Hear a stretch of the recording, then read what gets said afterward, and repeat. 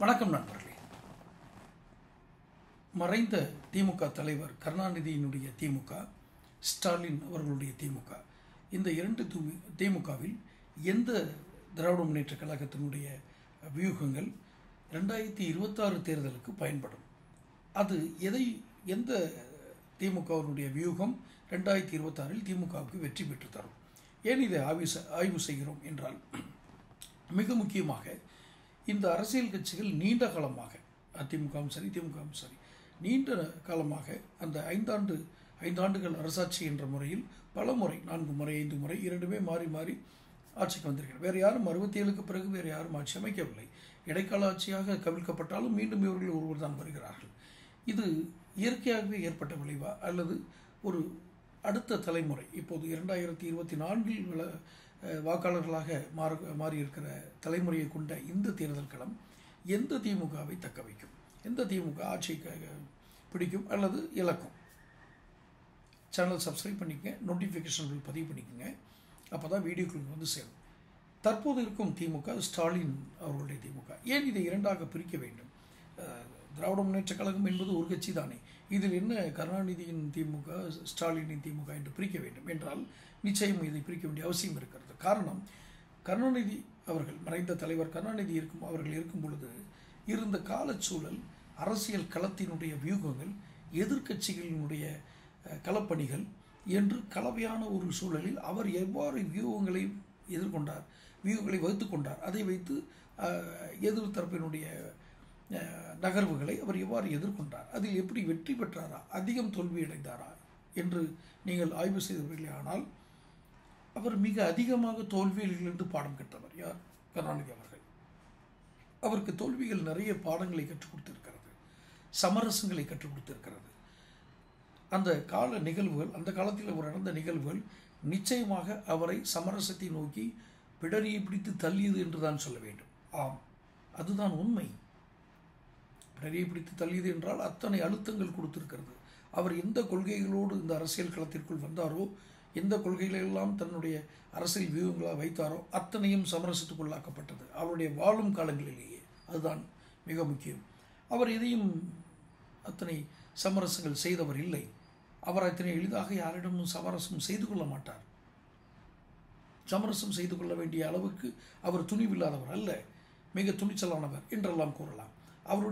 அவரிடம் நிறைய சாணக்கியத்தனங்கள் நிறைந்த, சாணக்கியத்தனம் என்றால், சாணக்கியர் எப்படி அரச சாஸ்திரத்தில் ஒரு அரசன் எவ்வாறு ஒரு அரசாட்சியை நடத்த வேண்டும், ஒரு அரசன் எவ்வாறு இருக்க வேண்டும், ஒரு அரசனுடைய போர் தந்திரங்கள் எவ்வாறு இருக்க வேண்டும் என்றெல்லாம் வகுக்கப்பட்ட அரச சாஸ்திரம், கௌடில்யரின் அரச சாஸ்திரம், சாணக்கிய நீதியில் இருக்கிற அத்தனை அம்சங்களையும் கொண்டவரா என்றால் அவர் அதற்கு ஒரு படி கூட, அதன் முதல் படியை கூட எடுத்து வைத்தவர் அல்ல மறைந்த தலைவர் கருணாநிதி அவர்கள். எது? சாணக்கியரின் நீதி இருக்கு இல்லையா, அதில் ஒரு முதல் படியை கூட தொட்டவர் அல்ல கருணாநிதி. ஆனால் அவரை அரசியல் சாணக்கியர் என்று இவர்களாக புகழ்ந்து கொள்வார்கள். இன்னொன்று, அவர் எல்லோரையும் சம்பாதிக்க விட்டு என்பதை நீங்கள் குறியீடிட்டுக் கொள்ளுங்கள். சம்பாதிப்பது என்பது வருமானத்துக்கு மீறிய சம்பாத்தியத்தை முதலில் கற்றுக் கொடுத்தவரே கருணாநிதி தான். அவர்கள் அமைச்சர்களாக, மாவட்ட செயலாளர்களாக, பொதுவாக ஒரு வழக்காடு சொல் ஒன்று, நீங்கள் திமுகவில் நீங்கள் அமைச்சராகிறீங்களா இல்லை திமுகவினுடைய மாவட்ட செயலாளர் ஆகிறீங்களான்னு கேட்டால் மாவட்ட செயலாளராக தான் விரும்புவாங்க. என்ன காரணம் என்றால், அரசின் பலத்தை கொண்டு எந்தவித கட்டுப்பாடும் இல்லாமல் ஒரு சட்டத்திற்கு, நீதிமன்றங்களுக்கு வெளியே சட்டத்திற்கு உட்படாமல் பல வழக்குகளை தீர்த்து வைத்து பணம் சம்பாதிப்பது மாவட்ட செயலாளர். அவர் அமைச்சராக இருந்தால், திமுகவுடைய அமைச்சராக இருந்தால் அவருக்கு கட்டுப்பாடுகள் வந்துவிடும். அதனால் மாவட்ட செயலாளர்கள் என்பதையே அவர்கள் விரும்புவார்கள். கருணாநிதியின் காலகட்டம் அப்படித்தான். அவர் குறுநில மன்னர்களைப் போல அந்தந்த பகுதியில் சாதிய ரீதியாக தங்களை நிறுவிக் கொண்டவர்கள் அல்லது கட்சி ரீதியாக நிறுவிக் கொண்டவர்கள். இதில் சாதிய ரீதியாக நிறுவியவர்கள் என்பதுதான் அவருடைய முக்கியமாக பலமாக இருக்கும். அங்கங்கு குறுநில மன்னர்கள் போல் சிலரை நியமித்திருந்தார். திருச்சி என்றால் KN நேரு, சேலம் என்றால் வீரபாண்டி ஆறுமுகம், வேலூர் என்றால் துரைமுருகன், ஆற்காடு வீராசாமி ஒரு பக்கம், பொன்முடி, பெரியசாமி திண்டுக்கல், இன்னொரு பெரியசாமி உண்டு தூத்துக்குடி பக்கத்தில், முரட்டு பக்தன். அவர் அந்த அளவுக்கு இவர் வளர்ந்து ஆட்சிக்கு வரும் காலங்களில் அவர் அதிகமாக இருந்தார் தெரியவில்லை, எப்போது மறைந்தார் என்பது தெரியாது. அதற்கு பின்னால் அவருடைய மகன் ஜெகன் பெரியசாமி, கீதா ஜீவன் பெரியசாமி, அத்தனை பேரை பற்றியும் அத்தனை விவரங்களும் என்னிடம் இருக்கிறது. நான் அவர்களை சும்மா குறை சொல்லலை.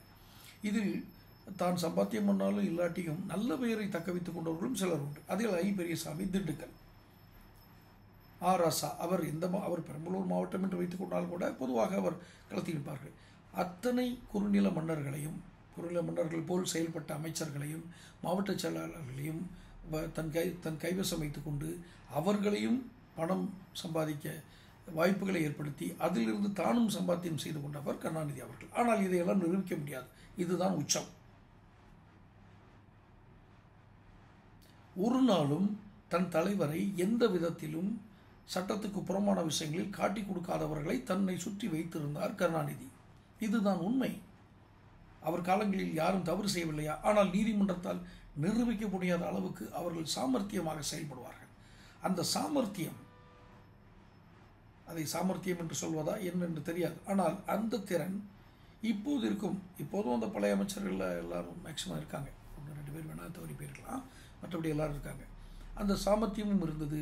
அப்படியே ஒரு கெட்ட பெயர் களத்தில் இருந்தாலும், அந்த அமைச்சர்களையோ மாவட்ட செயலர்களை கொடுத்து ஒரு கெட்ட பேர் இருந்தாலும் இவர் பேச்சால் சரிபடுத்துவார். அந்த பேச்சிலே மயங்கி அந்த பேச்சிலுடைய சாரம்சங்களை விளங்கிக் கொள்கிறார்களோ இல்லையோ, அவருடைய பேச்சிலுடைய தமிழினை ரசித்து குற்றங்களை மறந்து விடுவார்கள். இதுதான் கருணாநிதியின் சாமர்த்தியம்.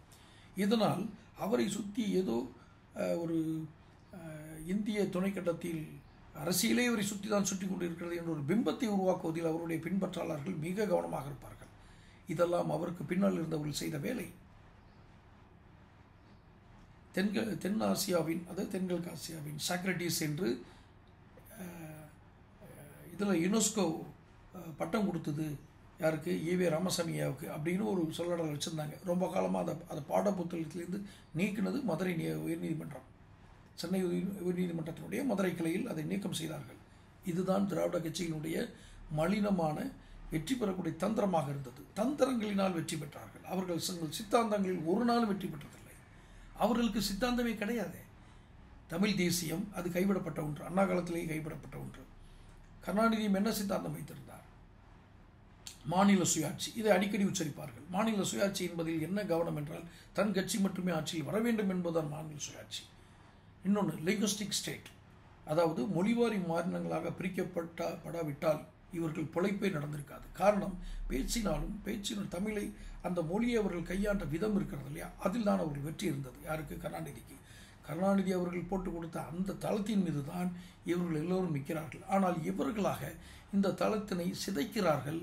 யார்? கருணாநிதி அவர்கள் போட்ட தளத்தினை சிதைத்து என்ன செய்கிறோம் என்றே தெரியாமல், தாங்கள் செய்வது எதையுமே அறியாமல், அமைச்சர்களுக்கு தகுந்தபோல் கட்சியினுடைய போக்கை மாற்றி அமைச்சர்கள் பின்னாலேயே ஓடக்கூடிய துர்பாக்கியமான நிலையில் தான் ஸ்டாலினுடைய திமுக இருக்கிறது. அதே பழைய ஆட்கள் தான் இருக்காங்க. வேணா 1-2 பேர் வேணா இப்போ இல்லாமல் இருக்கலாம். அன்பழகன் எந்த நாளிலும் வந்ததில்லை. பேராசிரியர் அன்பழகன் எந்த நாளும் அரசியல் செய்ததில்லை. அவர் கட்சியினுடைய பொதுச் செயலாளரோ ஏதோ ஒரு பதவியில் இருப்பார். மாதம் ஊதியம் வாங்கிக் கொள்வார். கருணாநிதி என்ன சொல்கிறாரோ அது கையெழுத்திட்டு அறிக்கையாக கொடுப்பார். வேறு எதையும் பற்றி பேச மாட்டார். பத்திரிகையாளர் சந்திப்போ பேட்டியோ நீங்கள் நேர்காணல் வாய்ச்சா எதுவுமே கிடையாது. அதனால் அவரை பற்றி பேச வேண்டியதே இல்லை. அவர் இல்லை, இப்போது நன்றாக இருக்கட்டும், ஆன்மா இலை பாராட்டும். ஆனால் கடவுள் கொள்கை இருப்பவராகவும் கட்சி கூட்டங்களில் இல்லாதவராகவும் இரு வேடங்கள் புரியக்கூடிய துர்பாக்கிய நிலையை எல்லாருக்கும் உண்டு பண்ணியது கருணாநிதி. அதுக்கப்புறம் ஸ்டாலின் அதில் கொஞ்சம் காம்ப்ரமைஸ்டு. அவர் அதெல்லாம் பெருசாக சொல்கிறதில்லை. நெற்றியில் குங்குமம் விட்டு ஒரு பொங்கலூர் பழனிசாமி வந்தார்னா அவரை பார்த்து என்னப்பா நெத்தியில் ரத்தம் வடியுது அப்படின்னு கேட்டது கருணாநிதி அவர்கள் சட்டசபையில். அது பகிரங்கமாக அந்த இதில் பதிவு கூடாது, ஆனால் அப்படி சொன்னதாக அன்றைக்கி செய்திகள் உண்டு. பொங்கலூர் பழனிசாமி இவர் கருணாநிதி இப்போ ஆட்சியில் இருக்கும்பொழுது சட்டசபையில் என்னப்பா நெத்தியில் ரத்தம் வடியுது அப்படின்னு இந்த கேலியும் செய்வார். ஆனால் இறை நம்பிக்கை மறைமுகமாக வளர்த்துக்கொள்வார். ஸ்டாலின் இது ரெண்டுமே செய்கிறதில்லை. அந்த கடவுள் நம்பிக்கை போய் எல்லாம் விமர்சனம் பண்ணால் வேறு மாதிரி ஆயிரும்னு அவருக்கு தெரியும். அதனால் அது செய்கிறதில்லை. ஆனால் அடுத்த தலைமுறைக்கான திமுகவை உருவாக்க வேண்டிய கட்டாயம் ஸ்டாலின் அவர்களுக்கு இருக்கிறது. அவருடைய வயது 70 கடந்திருக்கலாம். ஆனால் அவருக்கு இளைய தலைமுறையினரை திமுகவை நோக்கி ஈர்க்க வேண்டிய கட்டாயம் அவருக்கு இருக்கிறது. ஆனால் அதில் அவர் வெற்றி பெறுகிறாரா என்பது சந்தேகம்தான். அதற்குத்தான் அவர் மகனை கொண்டு வந்தார், உதயநிதி ஸ்டாலின் அவர்கள், இளைஞர்களை ஏற்றுக்கொண்டு வருவதற்கு. அவர் 100க்கு 100 அதில் ஃபெயில் ஆகிட்டார். உதயநிதி ஸ்டாலின் எந்த இடத்திலும் ஈர்ப்பாக ஒரு கிரவுடு புல்லிங் என்று சொல்லக்கூடிய அந்த ஈர்ப்பு இல்லை. அவர் வரும் இப்போ எல்லாம் என்ன சொல்லுவாங்க, அவங்கெல்லாம் மக்களால் ஓட்டு போட்டு வந்து மக்கள் ஓட்டு போட்டு வந்தாங்கன்ற கதையே நீங்கள் விகிதாச்சார அடிப்படையில் பார்த்தீங்கன்னா, வாக்கு விகிதாச்சாரம் 100 பேர் இருக்கிற ஒரு ஊரில் உங்களுக்கு வந்து 25% 30% தான் மேக்சிமம் வாக்கு கிடைச்சிருக்கும். மொத்தமே 50-60% தான் பதிவாயிருக்கும். அதில் 50% வாங்கியிருப்பீங்க. அப்போ டோட்டலாக பார்த்தா நீங்கள் 70% ஆட்களுக்கு உங்கள் மீது எந்த ஈர்ப்பும் இல்லை என்று தான் அர்த்தம். மக்கள் வாக்களித்து வந்தார், இவர் வந்துட்டார், அவர் வந்துட்டார், அடுத்து உதயநிதி தான் எல்லாம். ஸ்டாலினின் திமுக இதில் வெற்றி பெறுகிறதா என்று கேட்டால் அதற்கு முன் இருக்கும் பெரிய சவால்கள் முன்னாடி இருந்த மாதிரி இப்போ இல்லை. புதிய கட்சிகள் உருவாகிவிட்டன. இந்த ஜெயலலிதாவும் கருணாநிதியும் புதிய கட்சிகள் உருவாகாமல் ஜாதி கட்சிகளை உருவாக்கி அதையும் தங்கள் கட்டுப்பாட்டில் வைத்திருந்தார்கள். ஆனால் அந்த மாதிரி ஒரு விஷயங்களை ஒரு நாளும் ஸ்டாலின் செய்ததில்லை. எல்லோருக்கும் சமரசம் செய்து போகக்கூடிய நிலையில் தான் ஸ்டாலின் திமுக இருக்கிறது. ஸ்டாலினுடைய திமுக நிச்சயமாக நிறைய சமரசங்கள் செய்ய வேண்டியிருக்கிறது. இன்றைக்கு எடுத்துக்கொள்ளுங்கள். நான் ஏன் இந்த டாப்பிக்கை பேச ஆரம்பித்தேன் அப்படின்னா, 6 அமைச்சர்கள் மீது ஊழல் அதாவது வருமானத்திற்கு அதிகமாக சொத்து சேர்த்தார்கள், ஊழல் செய்து சம்பாதித்தார்களா அல்லது வேறு ஏதேனும் வருமானத்தில் வந்ததான் நிரூபிக்க வேண்டியது நீதிமன்றம் தான் முடிவு பண்ணும். ஆனால் 6 அமைச்சர்கள் மேலும் கத்தி தொங்குகிறது. இந்த 6 அமைச்சர்கள் இனி செலவு செய்வதில் மிகப்பெரிய சிரமங்களை எதிர்கொள்வார்கள். அதற்கு முதல் அடியாகத்தான் துரைமுருகன் இந்த கட்சியில் இருப்பார், கட்சியை விட்டு போக மாட்டார். இத்தனை வயசுக்கு மேலே அவர் இந்த கட்சியை விட்டு போய் என்ன பண்ண போகிறார், போக மாட்டார். ஆனால் இந்த கட்சியினுடைய வெற்றிக்கு பாடுபடுவார். வெற்றி வருவதை பற்றி கவலைப்பட மாட்டார். காரணம், அவரே இப்போ ஆபத்தில் சிக்கியிருக்கார். அவருடைய மகனை காப்பாற்ற வேண்டிய கட்டாயத்தில் இருக்கிறார். இதுபோல் ஒவ்வொருவரும் தங்களை காப்பாற்ற வேண்டிய கட்டாயத்தில் இருப்பவர்கள் கட்சிக்காக மிகப்பெரிய ஒரு அர்ப்பணிப்பு உழைப்பை கொடுப்பார்களா என்றால் மிகப்பெரிய சந்தேகம். இதை இந்த களத்தை மாற்றுவதற்கு, வியூகங்கள் வகுப்பதற்கு திறமையான ஆளாக ஸ்டாலின் இருக்கிறார் என்றால் இதுவரை ஒரு வெளிப்படுத்தியதில்லை. ஒருவேளை அவருடைய திறன்களை ஒரு ரகசியமாக தன்னுள்ளே வைத்துக்கொண்டு செயல்படுகிறாரா தெரியாது. ஆனால் அவருடைய இப்போது வெளிப்பட்ட திறமைகளை வைத்து பார்த்தால் அவர் அவ்வாறு செயல்பட்டவர் அல்ல.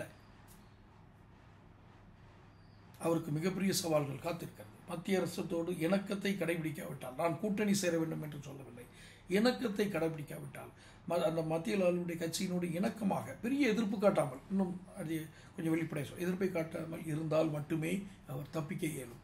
இந்த நிலை எப்படி அவருக்கு சொந்த கட்சியினுடைய சுயமரியாதையை கெடுத்ததாக ஆகும். இருந்தாலும் பரவாயில்லை, சமாளிப்பார் என்ற நம்பிக்கையோடு அவரும் நகர்கிறார். அவர் சமாளித்து விடுவார் என்று நாமும் நம்புவோம். இவர்களை குறித்து ஏன் இத்தனை பெரிய ஆய்வு செய்கிறோம் என்றால், நாளை நமக்கு ஒருவேளை அவர் ஆட்சியில் அமரக்கூடிய வாய்ப்புகள் உள்ளது. திமுக அவர்கள் எப்படி இருக்கிறார்கள் என்பது கள ஆய்வு செய்வது, விமர்சனம் செய்வது நம்முடைய கருத்துரிமை, நாம் செய்ய வேண்டிய கடமையும் கூட. அடுத்து ஒரு தேர்தலில் இவர்களுக்கு வாக்களிக்குமா வேண்டுமா இல்லையா என்பதையே இது போன்ற ஆய்வுகளால் தான் செய்ய முடியும் என்று நினைக்கிறேன்.